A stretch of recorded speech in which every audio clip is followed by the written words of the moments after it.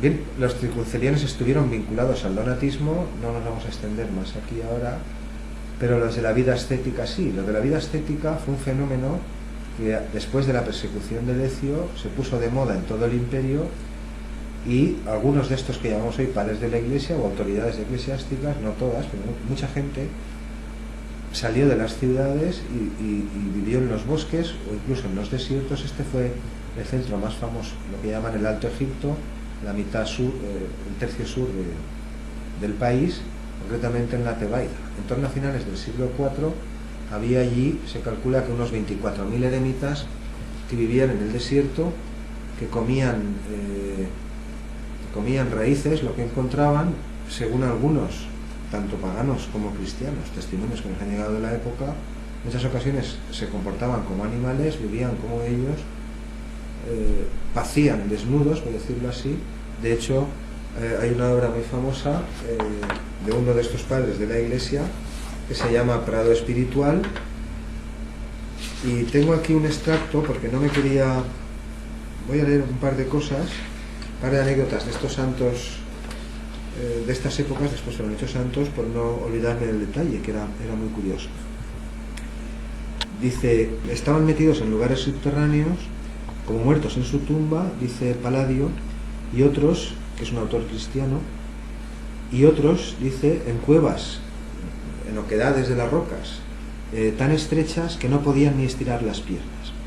Uno de los primeros es San Antonio. Esto es un icono, claro, no es una imagen real. Uno de los primeros padres del desierto, así es como los llaman. También hubo madres del desierto, lo mismo, mujeres cristianas que decidieron tomar una vida ascética, dejaron sus propiedades, incluso de procedencia romana, y se fueron y pasaron largos periodos de su vida en una casi total austeridad. Muchas de estas noticias que cuentan después como santos, pues hay que pensar que son exageradas, pero este fenómeno existió realmente y fue especialmente notorio aquí. Por ejemplo, a San Antonio, que está aquí, es el primer monje cristiano del que se tiene noticia, había ordenado llevar una vida de animal, como los animales, es decir, renunciar a todas las comodidades de que gozamos por la cultura y por la sociedad. Tenemos aquí un amigo, se llamaba San Sisino, que por Teodoreto sabemos que vivió 3 años en una tumba, dice Teodoreto, literalmente sin sentarse, sin tenderse y sin dar un solo paso. O también a San Marón, son santos actuales del santoral cristiano, que dicen los textos de la época que vegetó 11 años en un árbol hueco, cuyo interior estaba salpicado de espinas. Tenemos también a Santa Maraña y a Santa Cira, que llevaban sobre sí, encima, algunos se cargaban de cadena, es decir, aumentaban su sufrimiento, aparte de las carencias que sufrían en estos parajes. Santa Maraña y Santa Cira llevaban sobre sí tal cantidad de cadenas que solo podían desplazarse dobladas y arrastrándolas. Esto es lo que dice Teodoreto, y vivieron así, de este modo, 42 años. También tenemos a San Asépsimo, famoso en todo Oriente, que llevaba tantas cadenas encima que cuando salía de la gruta para beber, porque de vez en cuando tenía que beber, dice, tenía que caminar a 4 patas. De San Eusebio se dice que vivió durante 3 años en un estanque seco y que arrastraba de normal, siempre de normal, 20 libras de cadenas de hierro, y después le añadió 50 más que llevaba el divino Agapito, que era otro de ellos, y después las 80 que arrastraba el gran maestro. Por eso se dicen algunas de estas historias con frecuencias tan exageradas. Tenemos, por ejemplo, las palabras del monje Evagrio Póntico, que dice, desde que me adentré en el desierto, no comí ni lechugas, ni otras verduras, ni fruta, ni uvas, ni carne. Jamás tomé un baño, dice.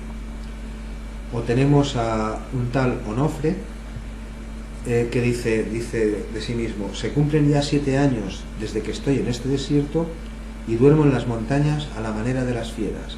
Como lolium, son unas hojillas que crecen en algunos arbustos del desierto, la parte verde, como lolium y hojas de los árboles. No he visto nunca a una persona. O tenemos también a Pablo de Tamú, que atraviesa el rebaño con los búfalos, atraviesa el desierto con los búfalos. Dice él, Vivo como ellos, como la hierba del campo. En invierno me acuesto junto a los búfalos, que me calientan con el aliento de sus bocas. En verano se apiñan y me dan sombra. En fin, los hubo de todo tipo. Los hubo despreciantes, ascetas. Por ejemplo, tenemos aquí a Juan Egipciano, que vivió 50 años en una choza, e igual que los pájaros, dicen, solo se alimentaba de agua y granos. O incluso Juan el Exiguo. Es decir, algunas de estas cosas son conocidas por las anécdotas y el santoral cristiano, cosas que nos contaban de pequeños, que han perdurado en la tradición de la Iglesia Católica. Dice que Juan el Exiguo, a petición de un anciano, se dedicó a regar un palo seco que había plantado en medio del desierto durante 2 años, pero tenía que hacer 2 kilómetros cada vez para traer el agua cada día y poderlo regar. Bueno, al final parece que incluso aquello floreció, y según dice la tradición, todavía puede hoy verse en el mismo lugar una iglesia dedicada a Juan el Exiguo, y junto a ella hay un árbol que dicen algunos que es el mismo. Por ir cerrando el asunto, por pasar a otra variante de los ascetas, pues estos eran los que se abstenían, se encerraban en grutas, pasaban estas penalidades de una austeridad atroz. Tenemos a un tal Besarión, que era una especie de eremita ambulante. Parece ser que nunca penetró en un lugar habitado, es decir, en una ciudad ni en ninguna casa, y se pasó la vida, el resto de su vida, recorriendo el desierto, llorando.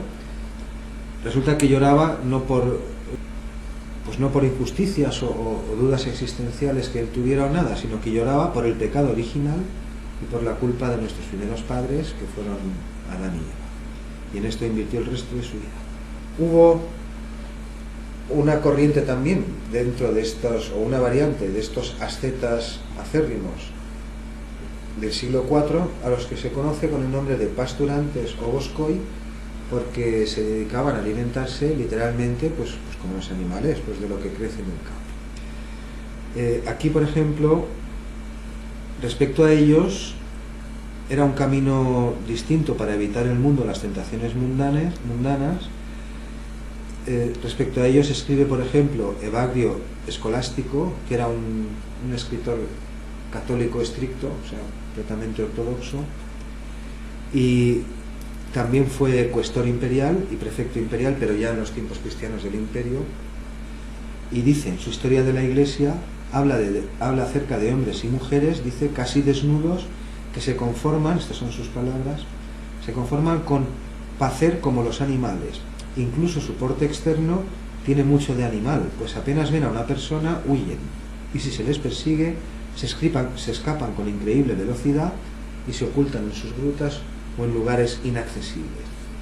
Es decir, durante esta época, en ciertas regiones de la Tebaida, concretamente en una que localizaré en un momento,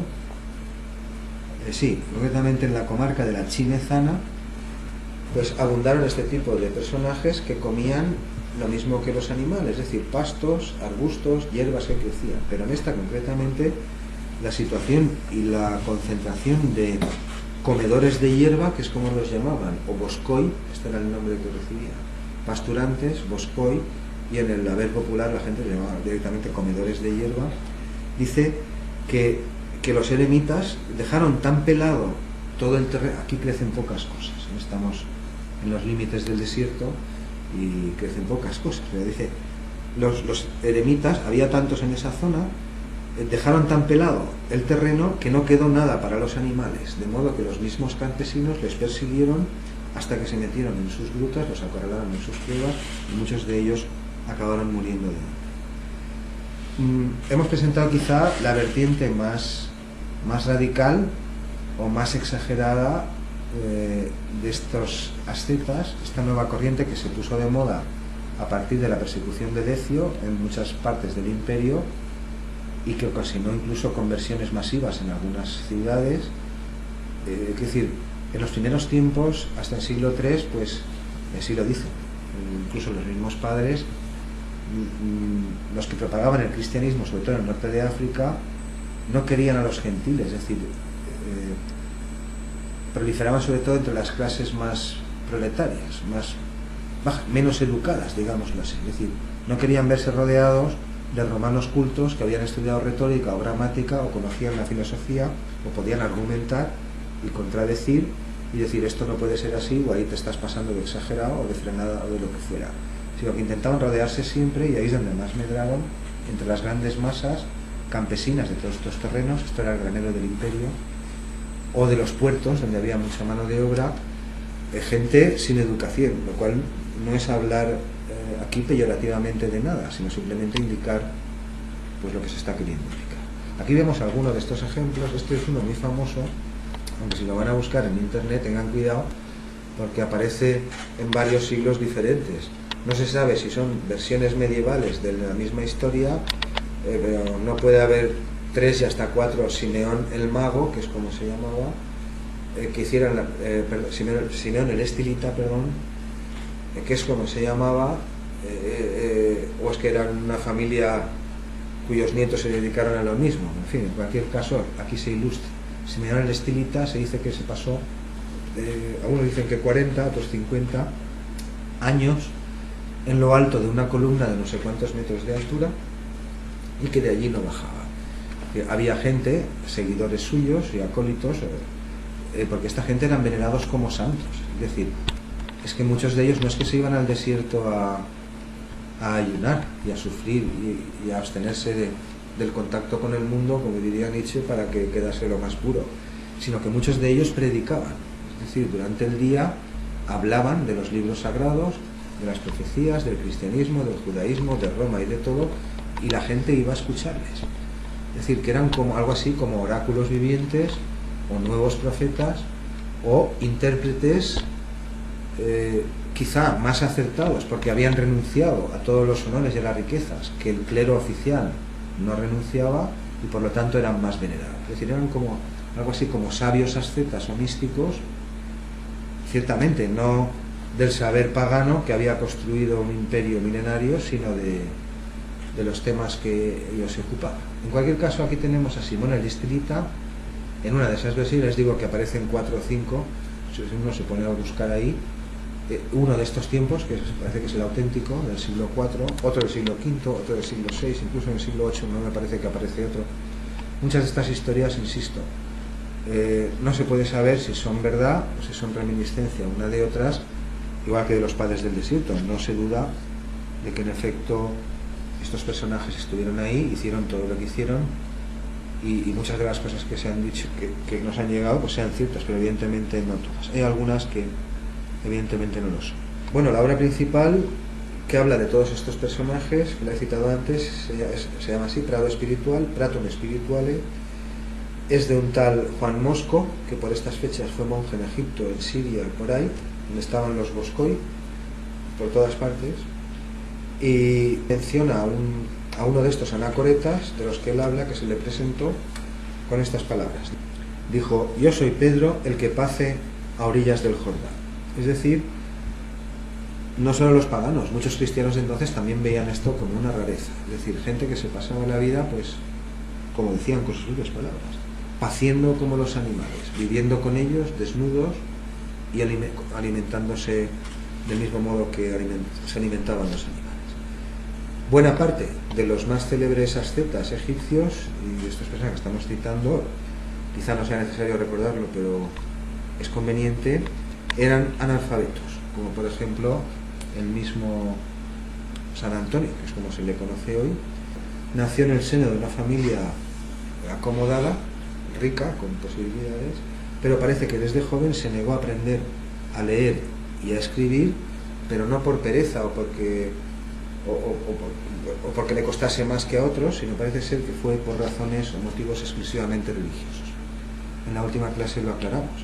Ya Tertuliano lo decía, y después Basilio. El que cree, el cristiano, una vez que cree y ya tiene la fe, no necesita ninguna explicación de cómo se mueven los cielos, y mucho menos de cómo se mueven los infiernos. Pues solamente como introducción, el año que viene sí que hablaremos de las distintas corrientes heréticas y dedicaremos también una clase a estos personajes.